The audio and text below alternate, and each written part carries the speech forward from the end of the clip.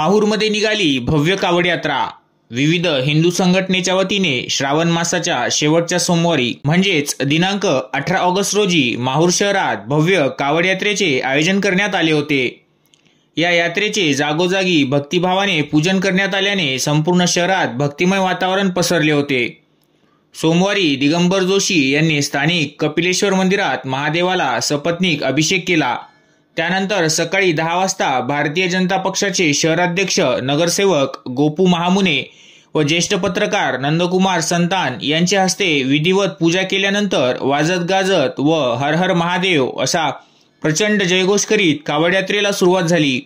छत्रपती शिवाजी महाराज चौकाच्या नामफलकाला 5 प्रदक्षिणा घातल्यानंतर मिरवणूक मार्गाने ही यात्रा वसंतराव नाईक चौकात पोहोचताच सेवालाल महाराज समितीच्या वतीने कावड यात्रेतील शिवभक्तांना उपवासाचा फराळ व फळाचे वाटप करण्यात आले। कावड यात्रा तिथून पुढे कैलास टेकडीकडे रवाना झाली। यावेळी मिरवणूक मार्गावर ठिकठिकाणी सडा व रांगोळ्या काढून कावड यात्रेचे स्वागत करण्यात आले।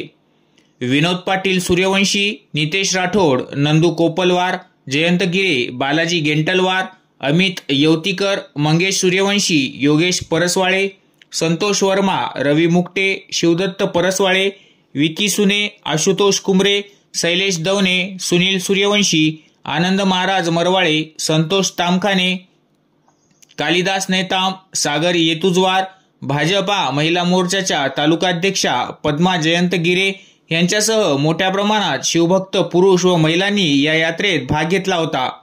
दरवर्षीप्रमाणे याही वर्षी विनोद सूर्यवंशी, नितेश राठोड, बालाजी गेंटलवार यांच्यासह अनेक शिवभक्तांनी कावड यात्रेचे यशस्वी आयोजन केले होते। कावड यात्रेत हर हर महादेव अशा झालेल्या प्रचंड जयघोषाने माहूर नगरी दुमदुमून गेली होती।